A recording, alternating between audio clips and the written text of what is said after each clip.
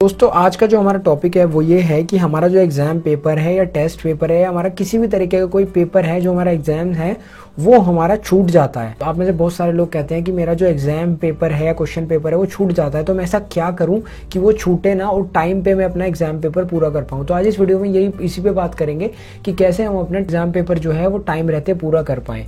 तो चलिए आइए देख लेते हैं। तो है दोस्तों, मैं हूँ हर्षित और आप देख रहे हैं हरूष टीवी यूट्यूब चैनल। आगे बढ़ने से पहले दोस्तों चैनल को सब्सक्राइब कर लेना और बेल आइकन पर भी क्लिक कर लेना, इससे आप आने वाली कोई वीडियो मिस ना करो। अब देखिए, एक रिक्वेस्ट और करना चाहूँगा कि अब जो मैं आपको टिप्स बता रहा हूँ, इन टिप्स को अगर आपको फॉलो करने के बाद अगर आपको पसंद आती है, जो कि मेरा दावा है कि पसंद आएंगी क्योंकि इनसे आपके अच्छे मार्क्स आएंगे, तो आप इस वीडियो को यार ज़रूर लाइक कर देना, थम्स अप देना इस वीडियो को। टारगेट रखते हैं 2000 लाइक्स का, 2000 लाइक्स का टारगेट है, तो आपसे रिक्वेस्ट है कि लाइक ज़रूर करना। तो चलो दोस्तों, यहाँ पर आपको कुछ स्ट्रेटेजीज मैं आपको बताऊंगा। सिंपल सी यहाँ पर तरीके होंगे जिनको आप जैसे ही फॉलो करना शुरू करेंगे आप देखेंगे कि आप जो है एग्जाम पेपर जो है आपका टाइम पे पूरा होगा। इस बार गारंटी की बात है। Best of luck for your exam. सबसे पहली टिप मैं आपको देना चाहूंगा एग्जाम पेपर को टाइम पे पूरा करने के लिए, वो ये कि एग्जाम में वॉच पहन के जरूर जाइए। ज्यादातर लोग ये गलती करते हैं कि एग्जाम में जो है वॉच जो है घड़ी जो है वो पहन के नहीं जाते हैं, रिस्ट वॉच जो होती है, और उसी वजह से एग्जाम छूटता है। सबसे पहली जो फाउंडेशन है एग्जाम को टाइम पे पूरा करने की वो है हाथ में घड़ी पहन के जाना, वॉच पहन के जाना।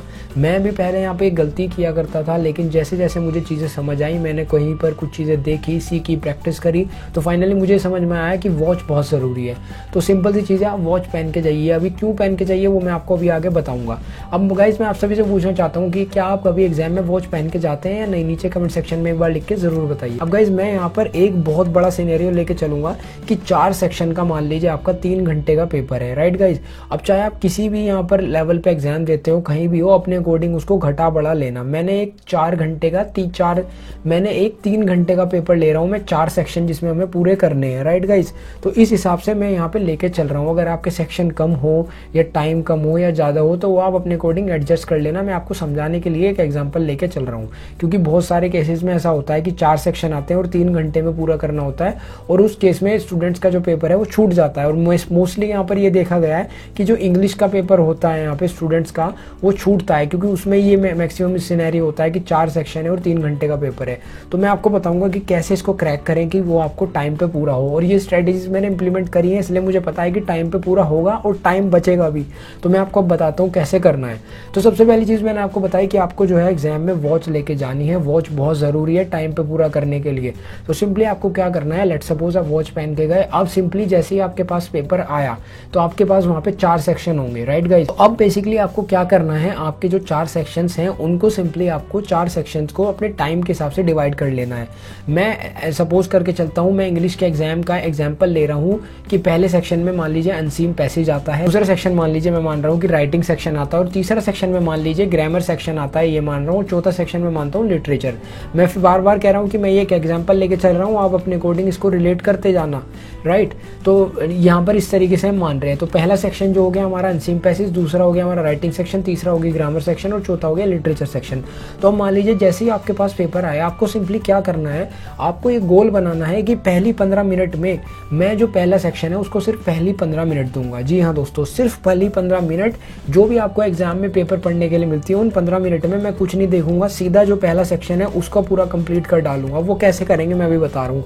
पहली 15 मिनट जो आपको मिली उसमें आपको पूरा पहले सेक्शन में जो भी अनसीन पैसेज वैसे जो भी है, जो भी आपका पहला सेक्शन है उसको पूरा पढ़ डालिए ढंग में, और पूरा पढ़ डालिए बहुत ही अच्छे तरीके से। और उसमें से जो भी आपको एकदम माइंड में पढ़ते ही क्लिक कर रहा है ना, उसका आंसर वहाँ पे पेपर में पेंसिल से लिख दीजिए। पेन से अलाउड नहीं होता है, लेकिन पेंसिल से लिख दीजिए, या फिर अपने दिमाग में मार्क कर लीजिए, या कुछ भी ऐसा कर लीजिए कि जैसे ही आपके पास आंसर शीट आई मैं इसका आंसर लिख दूंगा, राइट गाइज। तो पहली 15 मिनट में जितना भी यहाँ पर आप निकाल सकते हो, ये मत करना कि यहाँ पर उसको अच्छे से बहुत ज्यादा डीप में पढ़ने बैठ के क्वेश्चन का आंसर ढूंढने लग गए। नहीं, पहली 15 मिनट में आपको टाइम बर्बाद नहीं करना है। आपको सिंपली क्या करना है, पहली 15 मिनट में जितने भी आपको देखते ही आंसर मिल रहे हैं, चाहे वो 5 ही मिले, 2 ही मिले, 3 ही मिले, वो सिंपली आपको क्लिक करके यहाँ पर वो टिक करके और रख देने, और जैसे आंसर शीट मिलती है उसमें फिल कर देने। अब आपको पहली 15 मिनट के बाद आपका ए सेक्शन हो गया खत्म। अब आपको बिल्कुल भी 1 मिनट भी फालतू नहीं देने हैं एक सेक्शन पे। अब आपको सीधा स्विच कर जाना है बी सेक्शन पे।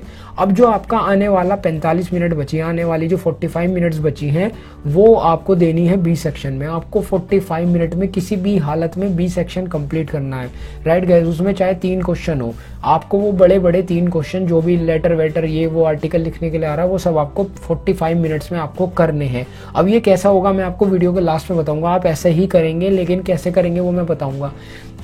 तो आपको जो 45 मिनट्स है अगली उसमें बी सेक्शन पूरा कंप्लीट कर लेना है, राइट गाइज। अगर आप ऐसा करते हैं तो आपके अभी तक 2 सेक्शन कंप्लीट हो चुके हैं। पहले मेरी बात सुन लीजिए मैं क्या कह रहा हूँ ध्यान से आगे बोलने से पहले। अगर आप मेरी बात मानते हैं तो आपके ए और बी सेक्शन 1 घंटे के अंदर कंप्लीट हो चुके हैं। आपने पहली 15 मिनट दी ए सेक्शन को और 45 नेक्स्ट जो मिनट है वो दिया आपने बी सेक्शन को। 1 घंटे के अंदर आपके 2 सेक्शन कंप्लीट हो चुके हैं। मैंने ऐसा करा है इसलिए मैं आपको बता रहा हूँ। अब यहाँ पे आगे आपके पास बचे हैं 2 घंटे और आपके पास जो सेक्शन बचे हैं वो है सी और डी। 2 ही सेक्शन है, 2 ही घंटे है। लेकिन यहाँ पे एक ट्विस्ट है कि आपको 2 सेक्शन में 2 घंटे नहीं लगाने हैं। जी हाँ दोस्तों, आपको सिंपली क्या करना है, जो आपका सी सेक्शन है, अब आपको जो अपना सी सेक्शन है उसको आपको 30 मिनट्स में कंप्लीट करना है। जी हाँ, 30 मिनट्स में जितना भी हो सकता है अपनी पूरी ताकत लगा दीजिए, जितना भी हो सकता है 30 मिनट्स के अंदर सी सेक्शन कर डालिए।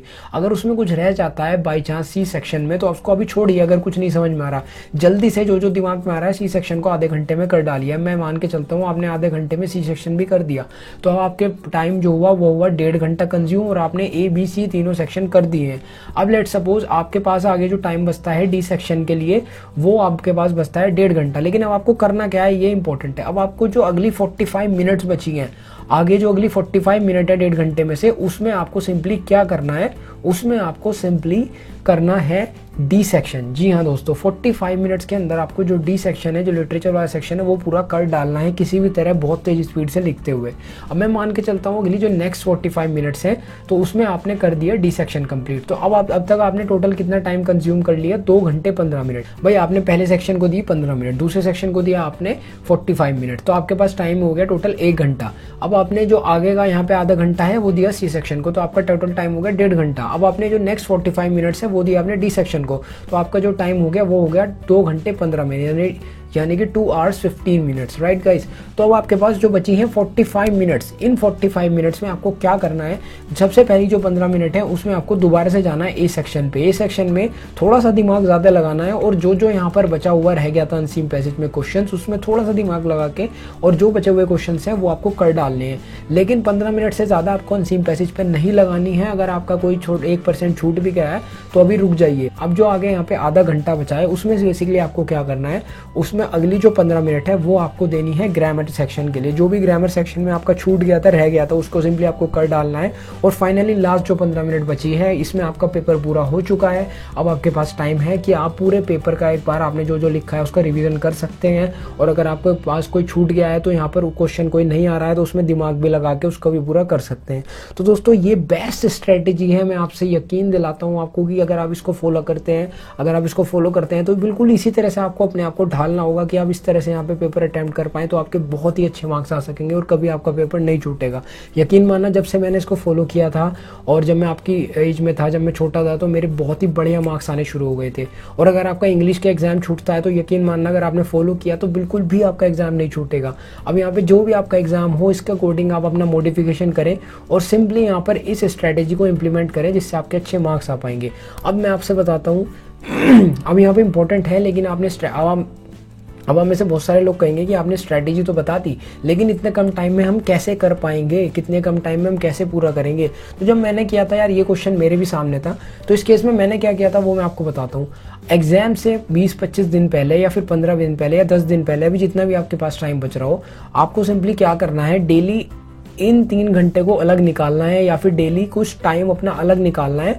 और जो भी ये पूरा पेपर है, यहाँ पर कहीं से सैंपल पेपर लाने हैं या फिर आपने देखा होगा प्रीवियस ईयर के पेपर उठा लीजिए या सैंपल पेपर उठा लीजिए और उनको यहाँ पर 3 घंटे के स्लॉट में बैठ करके जो मैंने आपको शेड्यूल बताया, जो मैंने आपको मेथड बताया, इस तरीके से आपको पूरे पेपर अपने सॉल्व करने हैं, जो भी आपके पेपर हो। और साइड में आपको वॉच लेके बैठना है और आप देखेंगे कि जैसे आप 10, 15, 20 पेपर सॉल्व करेंगे उस तरीके से, तो आपका जो माइंड है वो उस हिसाब से चलने लग जाएगा और इस तरह से आपका रिहर्सल हो जाएगा। और जब आप एग्जाम में जाएंगे तो आप देखेंगे कि आपका हाथ उसी तरह से चलेगा, आप आराम से अच्छे मार्क्स ला पाएंगे, आपका ब्रेन उतनी तरीके से शार्पनेस से काम करेगा और आपका पेपर भी टाइम पे पूरा होगा और आपके अच्छे मार्क्स आएंगे। गाइस तो बस दोस्तों यही थी वीडियो, पसंद आई हो तो लाइक कीजिएगा, शेयर कीजिएगा, ऐसी इंपॉर्टेंट अपडेट्स के लिए चैनल को सब्सक्राइब कीजिएगा और चलिए मिलता हूं आपसे नेक्स्ट वीडियो में। Bye bye.